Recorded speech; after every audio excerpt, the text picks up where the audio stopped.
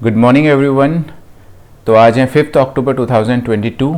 आज के current affairs में हम बात करेंगे कल तक की जितने इंपॉर्टेंट इवेंट्स हुए इंडिया और वर्ल्ड वाइड।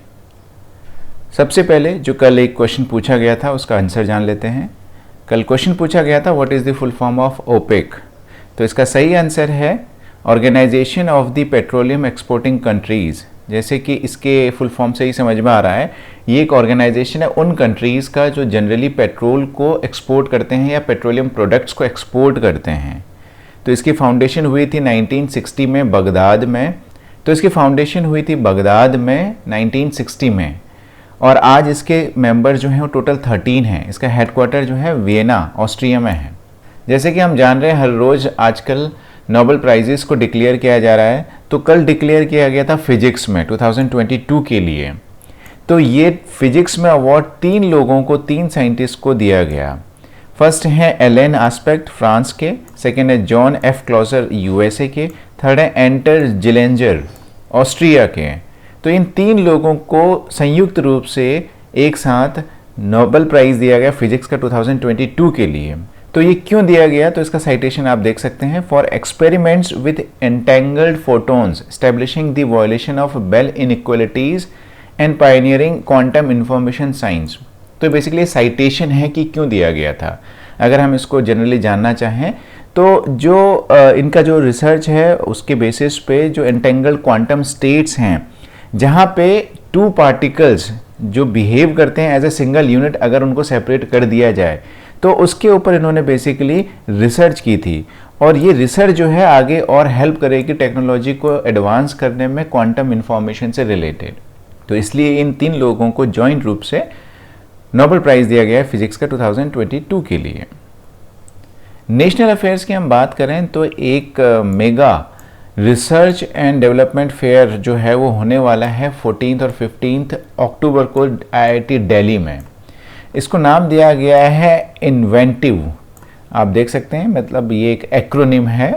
तो इस मेगा फेयर के अंदर जो पार्टिसिपेट करेंगे वो इंडिया के जितने भी IITs हैं वो इस रिसर्च एंड डेवलपमेंट फेयर के अंदर पार्टिसिपेट करेंगे और अपने लगभग जो 75 मेजर रिसर्च हुए हैं IITs के द्वारा उनको वहाँ पर हाईलाइट करेंगे।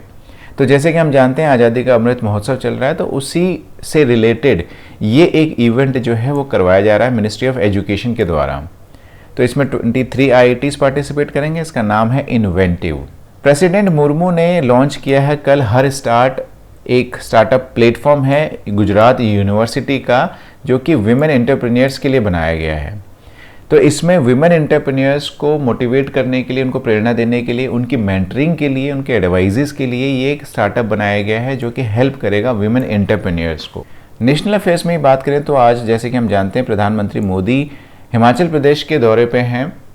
इसके 2 रीज़न हैं। एक तो वहाँ पे बहुत सारे जो प्रोजेक्ट्स हैं उनको लॉन्च करना है, उनकी फाउंडेशन स्टोन रखनी है। सेकेंड एक पॉलिटिकल रीज़न भी है कि आने वाले टाइम में वहाँ इलेक्शन है, तो बहुत सारे ऐसे प्रोजेक्ट्स को वहाँ स्टार्ट किया जा रहा है। तो प्रधानमंत्री मोदी अपने इसी विज़िट के दौरान कुल्लू के दशहरा फेस्टिवल में भी पार्टिसिपेट करेंगे। और हम जानते हैं कि जो भारत में दशहरा सेलिब्रेट होता है वो 2-3 जगह पे वर्ल्ड फेमस दशहरा होता है। एक उसमें से कुल्लू है और मैसूरू का है। नेक्स्ट इम्पॉर्टेंट इवेंट की बात करें कल जो हुआ है, हम जानते हैं भारत के प्रयासों से भारत ने कोशिश करी थी, यूनाइटेड नेशंस को एडवाइज़ किया था, प्रपोज किया था कि 2023 को हम इंटरनेशनल ईयर ऑफ मिलेट्स मतलब बेसिकली बाजरा, तो इंटरनेशनल ईयर ऑफ मिलेट्स के रूप में इसको सेलिब्रेट करें।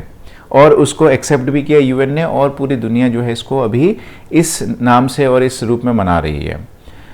इसमें एक इम्पॉर्टेंट चीज़ ये है कि अभी कल department of agriculture and farmers welfare और national agricultural cooperative marketing federation of India limited दोनों ने मिलकर एक MOU साइन किया है। उस MOU के अंदर उन्होंने बात करी है कि हम किस तरीके से मिलेट्स का उसके ऊपर रिसर्च कर सकते हैं, किस तरीके से उसको और प्रमोट कर सकते हैं और उसकी यूजेबिलिटी को हम फाइंड आउट कर सकते हैं। तो उसके लिए इन दोनों ऑर्गेनाइजेशन के बीच में कल एक MOU साइन हुआ है। तो हमें पता होना चाहिए कि ये millets international year of millets के रूप में मनाया जा रहा है 2023, और इसको प्रमोट करने के लिए किन 2 ऑर्गेनाइजेशन के बीच में MOU हुआ है। जैसे कि मैंने आपको बताया था 5G लॉन्च हो गया है इंडिया के अंदर, और उसको लॉन्च किया गया था इंडिया मोबाइल कांग्रेस के इवेंट के दौरान ही। तो ये इवेंट 1 से 4 अक्टूबर तक चला और ये एशिया का लार्जेस्ट टेलीकॉम फेस्टिवल था। Digital India conference of state IT ministers, ये भी स्टार्ट हुआ था 1 अक्टूबर को और कंक्लूड हुआ 4 अक्टूबर को। इसमें इंडिया के अलग अलग स्टेट के आईटी मिनिस्टर्स आए थे और उसमें पार्टिसिपेट किया था। और मुख्य अतिथि इसमें बेसिकली श्री अश्वनी वैष्णव, जो कि minister of communication, electronics and information technology हैं, वो इसमें थे। इसके साथ ही अलग अलग स्टेट के आईटी मिनिस्टर्स, उनकी टीम्स आई थी और जिन्होंने उसमें बात की थी, डिस्कस किया था कि आईटी को और कैसे प्रमोट कर सकते हैं और इसकी कैसे किस तरीके से ये और कंट्रीब्यूट कर सकता है फर्दर डेवलपमेंट में। आरपीएफ ने सितंबर मंथ में एक ड्राइव चलाई जिसका नाम दिया गया संसार या सामाजिक सरोकार। तो इस ड्राइव के अंडर इन्होंने बहुत सारे ऑपरेशंस चलाए, आरपीएफ ने, रेलवे प्रोटेक्शन फोर्स ने। तो इन ऑपरेशंस का नाम था जैसे कि सेवा, डिग्निटी, नन्हे फरिश्ते, जीवन रक्षा, मातृशक्ति। तो ये अलग अलग ऑपरेशंस चलाए थे सितंबर मंथ के अंदर।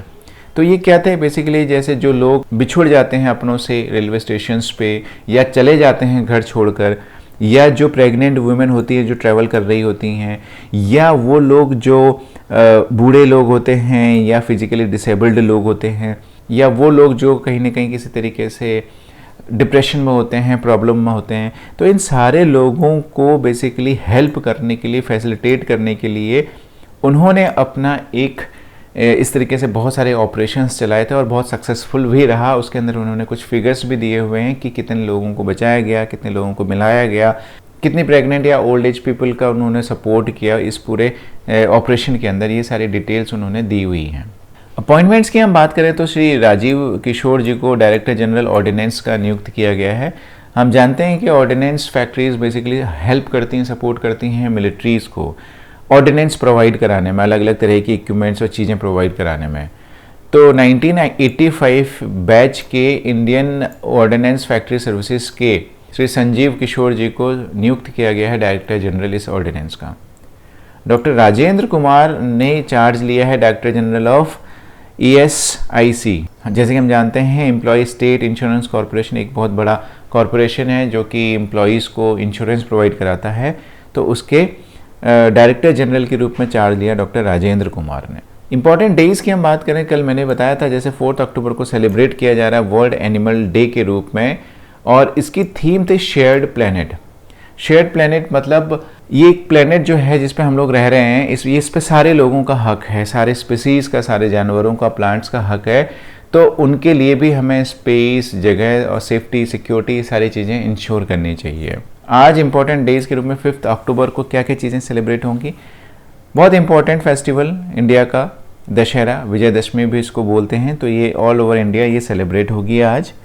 और वर्ल्ड टीचर्स डे, इसको सेलिब्रेट किया जा रहा है इंटरनेशनल लेवल पे। जैसे कि हम जानते हैं इंडिया के अंदर 5 सितंबर को टीचर्स डे सेलिब्रेट होता है, लेकिन वर्ल्ड वाइड टीचर्स डे जो सेलिब्रेट होता है वो सेलिब्रेट होता है 5 अक्टूबर को, और इसको डिक्लेयर किया है यूनाइटेड नेशंस ने। उसका ये कहना है कि नेशन बिल्डिंग में और यूथ को एजुकेट करने में टीचर्स का एक बहुत बड़ा कंट्रीब्यूशन होता है, बहुत बड़ा रोल होता है। टीचर्स को सपोर्ट करना चाहिए और उस चीज़ को सेलिब्रेट करना चाहिए। तो इसलिए 5 अक्टूबर को हर साल इंटरनेशनल टीचर्स डे के रूप में मनाया जाता है। तो ख़त्म करते हैं आज के सेशन को इसके क्वेश्चन के साथ में। आज का क्वेश्चन है, which state was declared as the most film friendly state at 68th national film awards. हाल ही में प्रेसिडेंट मुर्मू जी ने नेशनल फिल्म अवार्ड्स में अवार्ड्स दिए थे अलग अलग लोगों को, स्टेट्स को, और अलग अलग कैटेगरीज में। तो उसमें एक अवार्ड दिया गया था बेस्ट फिल्म फ्रेंडली स्टेट का। तो वो किस स्टेट को दिया गया था आपको ये बताना है कमेंट सेक्शन के माध्यम से।